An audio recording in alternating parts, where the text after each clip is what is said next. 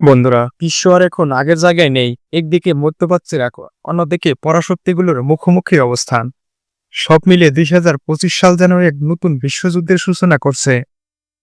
Iran Israel যুদ্ধ যখন চরমে, তখন যুক্তরাষ্ট্র ইরানের পরমাণু স্থাপনায় সরাসরি হামলা চালায়। বাংকার বাস্টার বোমা আর টোমাহক মিসাইল দিয়ে ধ্বংস করা হয় ইরানের ফর্দ এবং নাতানস পারমাণবিক কেন্দ্র। এই ঘটনার পর সারা বিশ্ব থেকে থমকে দাঁড়ায়। আর ইরানও বসে থাকেনি। মাত্র কয়েক ঘন্টার ব্যবধানে উন্নত প্রযুক্তির টেলিটিস মিসাইল ও ড্রোন দিয়ে ইসরায়েলের তেল আবিব ও হাইফাকে তুলে মিশিয়ে দেয়। শহর দুটির বিদ্যুৎ ব্যবস্থা, সামরিক ঘাঁটি, বিমানবন্দর সহ গুরুত্বপূর্ণ অবকাঠামো ছিন্নভিন্ন করে দেয়। সাধারণ মানুষ আতঙ্কিত প্রসারে আশ্রয় কেন্দ্রগুলো উপচে পড়া ভিড় হয়। বন্ধুরা, এই রক্তক্ষয়ী ঘটনার পর আছে ঐতিহাসিক ঘোষণা দেন রাশিয়ার প্রেসিডেন্ট ভ্লাদিমির পুতিন। তিনি স্পষ্ট ভাষায় জানান, রাশিয়া ইরানের পাশে আছে। যুক্তরাষ্ট্র ইসরায়েল যদি আগ্রাসন চালায় তাহলে রাশিয়া যুদ্ধের জন্য প্রস্তুত। এর পরপরই রাশিয়া মধ্যপ্রাচ্য নিজের সামরিক পরিস্থিতি জোরদার করে। সিরিয়া ও ইরানের সীমান্তে নতুন যুদ্ধজাহাজ মোতায়েন করে রাশিয়া।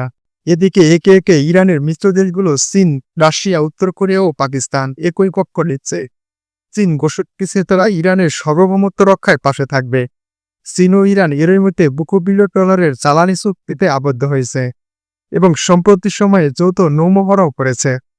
উত্তর কোরিয়া তার বিখ্যাত হাকিম মিসাইল প্রযুক্তি ও সাইবার যুদ্ধের সক্ষমতায় ইরানের সাথে ভাগাভাগি করেছে। তারা ঘোষণা দিয়েছে, আমরাও যুদ্ধ চাই না, কিন্তু যদি ইরানের মতো স্বাধীন দেশ আক্রান্ত হয় তাহলে তার প্রতিক্রিয়া আমরা দেখাবই।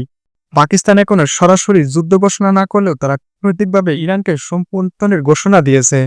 ইসলামাবাদে বৈঠক হচ্ছে, যেখানে সম্ভাব্য সামরিক সহায়তার রূপরেখা তৈরি করা হচ্ছে। সীমান্ত এলাকায় সেনা সরানো হয়েছে আর গোয়েন্দা তথ্য আদান প্রদান বাড়ানো হয়েছে।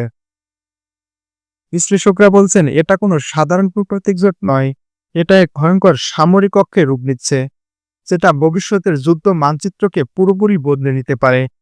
অনেকে একে বলছেন ইস্টার্ন অ্যালায়েন্স বা নতুন অক্ষশক্তি।